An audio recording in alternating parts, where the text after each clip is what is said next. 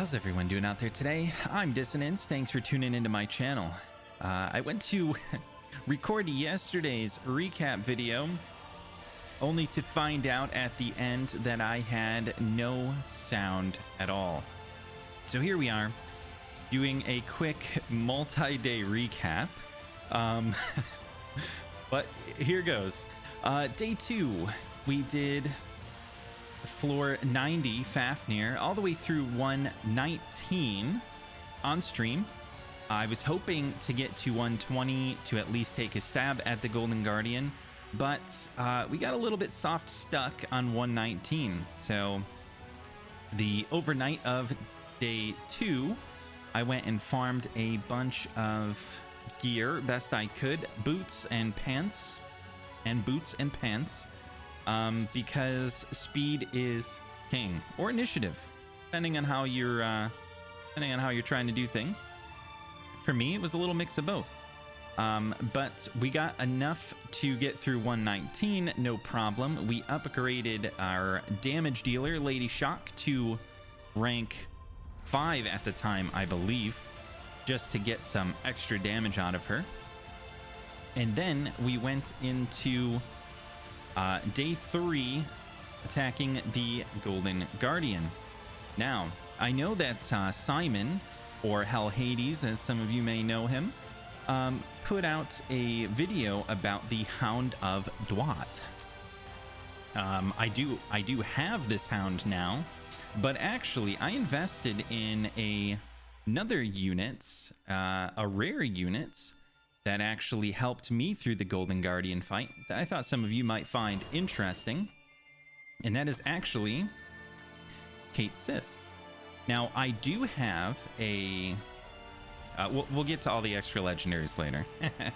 But I did have a Sphinx here who has an ability to put up Vanish on all the party members, which is really nice, because you can ensure pretty much full uptime on Vanish on Cait Sith, which is very important when you are going to use this ability, Lurking Menace. This will give you 2 turns of Vanish. If this hero is under Vanish, you decrease the target's divinity by 20%. That was a big deal when it came to taking down the Golden Guardian. The other thing that Cait Sith does that's very nice is this speed down. Speed down is just a beautiful thing when you're taking on a boss. The less turns they take, the better off you are. We were pretty much able to decrease the divinity on every single one of the boss's turns because we were running Cait Sith fairly fast and high accuracy, hardly any damage, didn't really matter. Bleeds did most of the work, but fast and high accuracy. Oh, you still have the gear on. 144. It's not exceptionally fast, mind you, but that's where I was at that point in time. We were slowing the boss down, speeding ourselves up, and we were able to lower the divinity 20% pretty much every turn. And you can only do that once a turn, so you don't have to go crazy trying to outpace the boss, because the boss does have a blocker on that. So after we took down the Golden Guardian, we pushed through a couple of stages here. But what I found was the most important parts to improving my farming consistency was actually Dracula. I didn't have him at 6 stars. I had him at 5 stars, but he allowed me to farm basically 115 to 119 extremely consistently. I was going about 500 energy chunks, doing gear farming, doing alchemy stones, and doing heroes. So that was pretty much day 3. And as we went into day 4, I pushed up here a bit to 131. And then I went back and farmed a lot of the experience, a lot of the heroes here.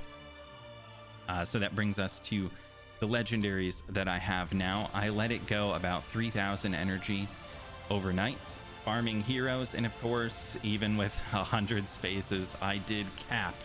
But what I did find was a couple of Hell, a couple of Heimdall, a couple of Quetzalcoatl, and unfortunately, we have lost 2 Pangus, a Ra, and a Horus, which is very sad, but we made out pretty good overall, I'd say.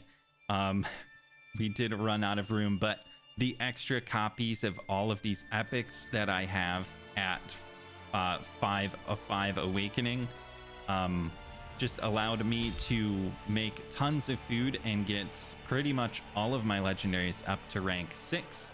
Of course, some of them still need to be leveled and some of them still need to be geared. So that is what I'm going to be working on for day 4 in order to push up the cavern further.